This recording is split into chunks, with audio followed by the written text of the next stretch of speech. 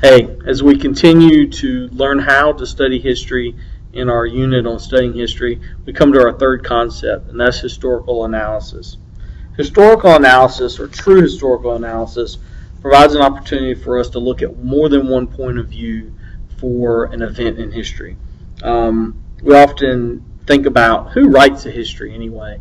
It's often been said that the winners write history. So if you win the war, then your version counts. If you become the dominant force in the region, then your version of the facts counts.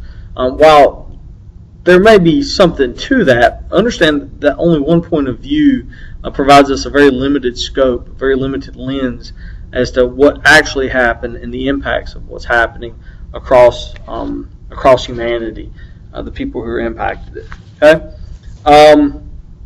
Also understand that facts that are used in this historical analysis can change.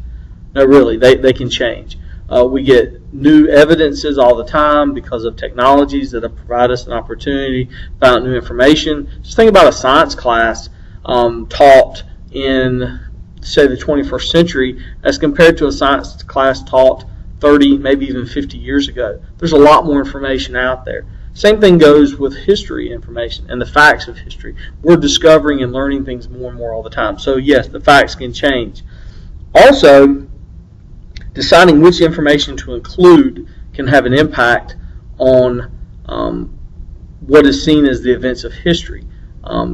Every piece of information is not available to be told, and then who's writing the history gets to determine what parts they put in and what parts they leave out, which could definitely determine how we view those players in history and those events in history. So which facts are right? Well, that's hard to say. You're probably going to have to look at multiple places over a long period of time to really make a determination. And even then, you may change your mind after you learn new stuff with a more open mind as time goes on. As we continue to uncover this history with this historical analysis tool, we are going to be finding out the values and the morals of the people that we're studying. Values are simply what's important to these people, and the morals, we can learn what did they feel like was right and what was wrong. You can determine this from those primary sources that we talked about. We can look at interpretations of those events. So from a variety of different sources, we can make these determinations. With this understanding of the values and morals, we have to consider and recognize that there is relevance to modern times. This often brings up the question, does history repeat itself? And while trends may repeat themselves, it's kind of hard to say that exact replicas of events take place. So we'll be recognizing that as we go through the course. It's also important to find past issues and recognize the point of views of those issues. What is the evidence for the current event relationships?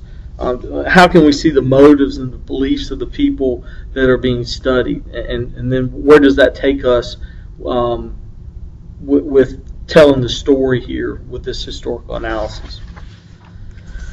So, how to implement some historical analysis. You need some criteria. You need a set of standards that you're going to apply, things that you're going to be looking for, and then you need to critique those interpretations and critique even those primary sources and determining whether you agree or disagree.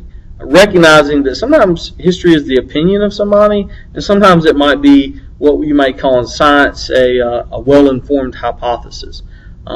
And so you're going to have to, as a historian, make those determinations. And then also identify criteria to relate the past to our current events. How does what's going on now have a relationship, whether it's a trend of history or whether there's a cause and effect relationship with what's happened in the past. So as we continue to go forward with historical analysis, we're getting even closer to getting the most out of our study of history. Thanks.